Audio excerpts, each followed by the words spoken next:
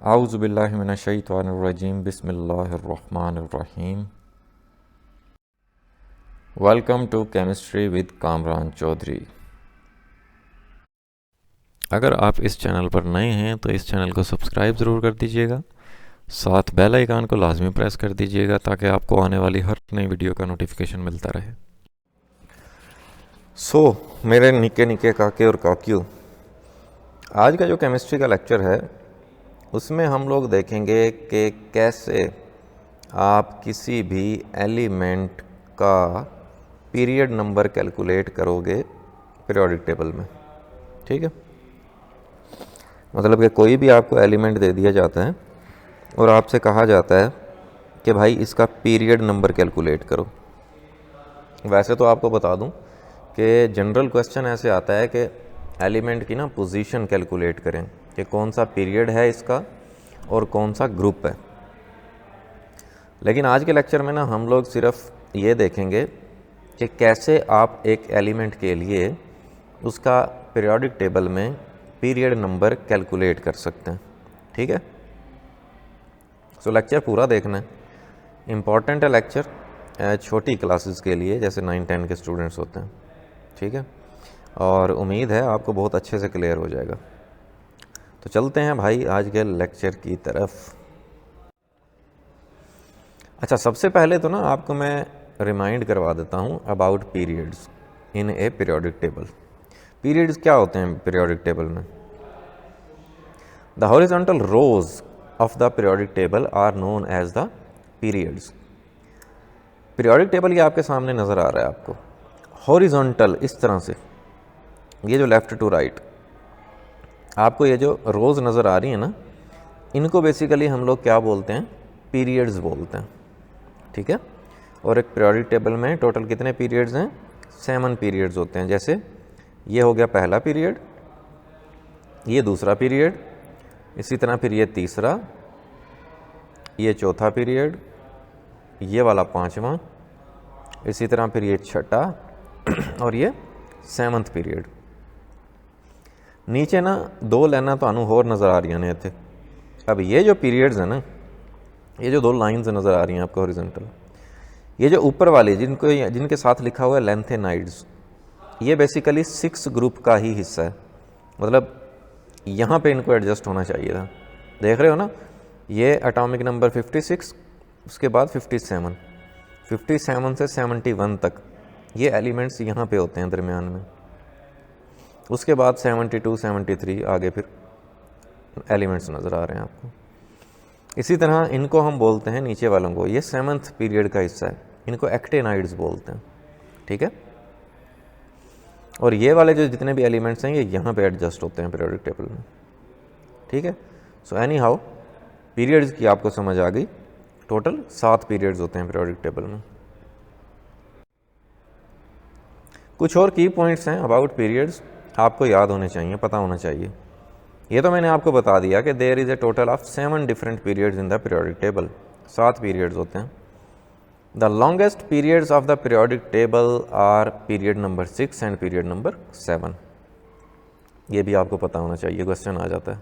ठीक है, या कोई पूछ लेता है कि पीरियोडिक टेबल में ना सबसे लंबे लंबे पीरियड्स कौन से होते हैं, तो पीरियड नंबर 6 और period number 7। The elements of the same period indicate about the same energy level. इसका क्या मतलब हुआ?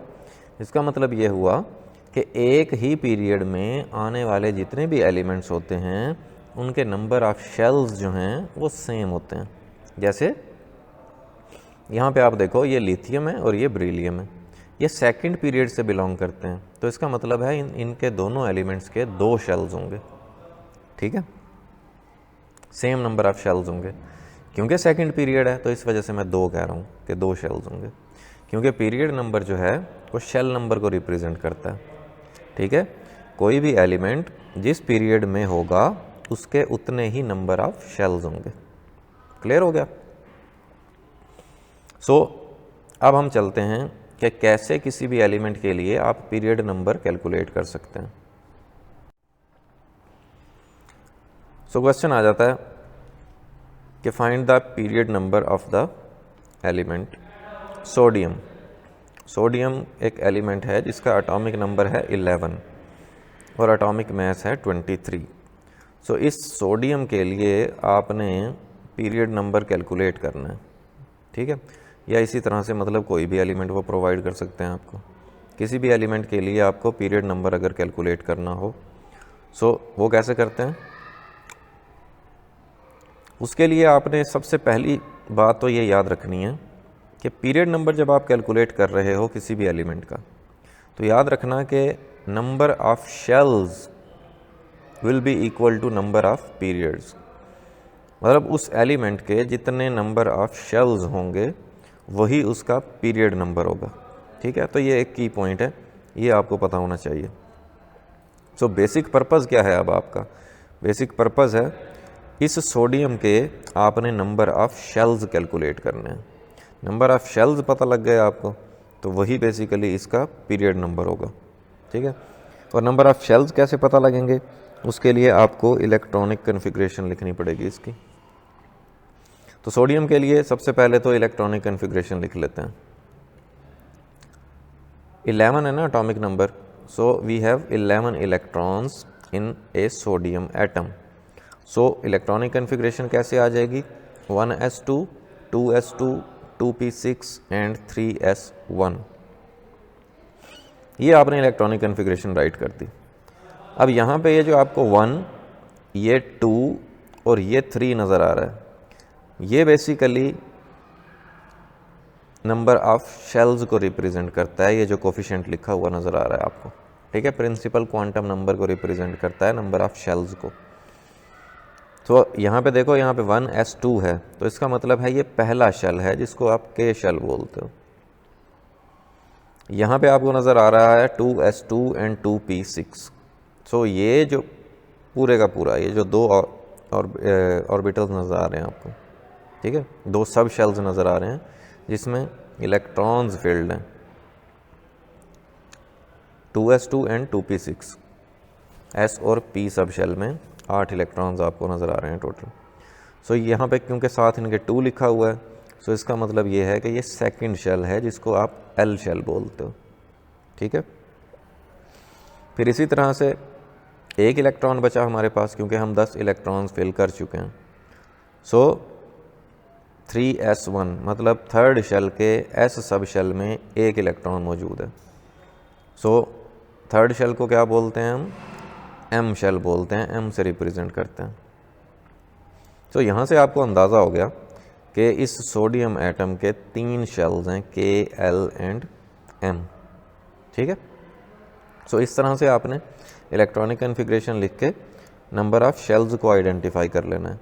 सो यहाँ पे हमें पता लगा कि सोडियम के 3 शेल्स हैं, तो इसका मतलब ये है कि सोडियम बिलोंग करता है पीरियड नंबर 3 से, ठीक है। सो किसी भी एलिमेंट के लिए इन स्टेप्स को फॉलो करते हुए आप क्या कैलकुलेट कर सकते हैं, पीरियड नंबर कैलकुलेट कर सकते हैं।